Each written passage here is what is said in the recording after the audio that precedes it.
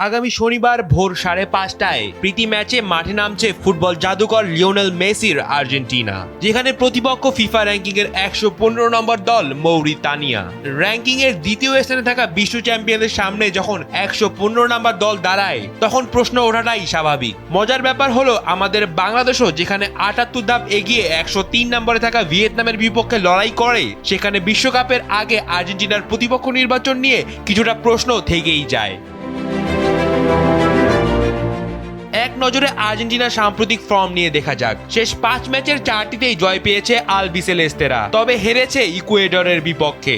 এই 4 জয়ে 2টি এসেছে ভেনেজুয়েলার বিপক্ষে, আর 2টি অ্যাঙ্গোলা এবং পুয়ের্তো রিকোর বিপক্ষে। এমনকি বহুল প্রতীক্ষিত ফিনালিজমার ফাইনালে স্পেনের মুখোমুখি হয়নি আর্জেন্টিনা। বড় কোনো আসরের আগে শক্তিশালী প্রতিপক্ষের বিপক্ষে নিজেদের দুর্বলতা শুধরে নেওয়ার সুযোগ থাকে, কিন্তু মৌরিতানিয়ার মতো দলের বিপক্ষে খেলে স্কালোনির শিষ্যরা কতটা প্রস্তুতি নিতে পারছে তা নিয়ে সন্দিহান ফুটবল বিশ্লেষকরা। এরপর বুধবার জাম্বিয়ার বিপক্ষে খেলবেন মেসিরা। সহজ জয়ে আত্মবিশ্বাস বাড়বে ঠিকই, কিন্তু মাঠের কঠিন পরীক্ষা কি তবে বিশ্বকাপের মূল মঞ্চের জন্যই তোলা থাকলো? রাফিদ বিন ইসলাম, সময়ের আলো।